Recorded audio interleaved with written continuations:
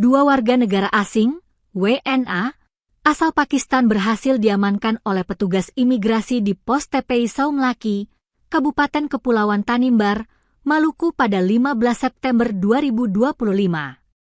Kedua pria tersebut yakni Muhammad Sartaj dan Muhammad Walihan diduga hendak melakukan perjalanan ilegal ke Australia.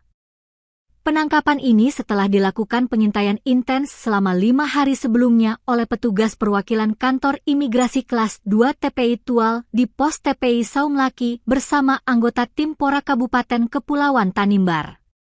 Dua orang ini diduga terlibat dalam tindak pidana penyelundupan manusia, TPPM, sebuah bentuk kejahatan lintas negara yang menjadi perhatian serius di kawasan perbatasan. Kini kedua orang itu telah dikawal ke Jakarta dari Saumlaki pada Kamis, 18 September 2025 kemarin. Pengawalan dimulai pada pukul 7.30 WIB saat kedua WNA tersebut diberangkatkan dari Beringin 2 Hotel, Saumlaki, menuju Bandara Mathilda Batlayeri. Keduanya kemudian menaiki pesawat Wings Air nomor IW 1515 menuju Ambon dan tiba di Bandara Patimura pada pukul 10.21 WIB.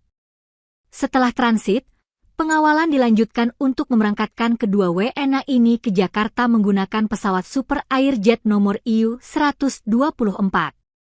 Pesawat tersebut dijadwalkan berangkat pada pukul 15.30 WIB dari Bandara Patimura menuju Bandara Internasional Soekarno-Hatta hingga tiba pada pukul 17.30 waktu Indonesia Barat.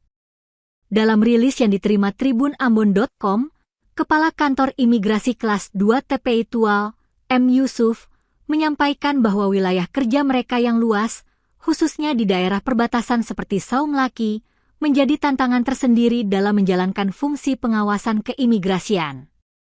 Lebih lanjut, Kepala Kantor Imigrasi Kelas 2 TPI Tual menanggapi situasi ini diharapkan pentingnya koordinasi antar instansi dalam menjaga keamanan wilayah dan mencegah informasi simpang siur yang dapat meresahkan masyarakat.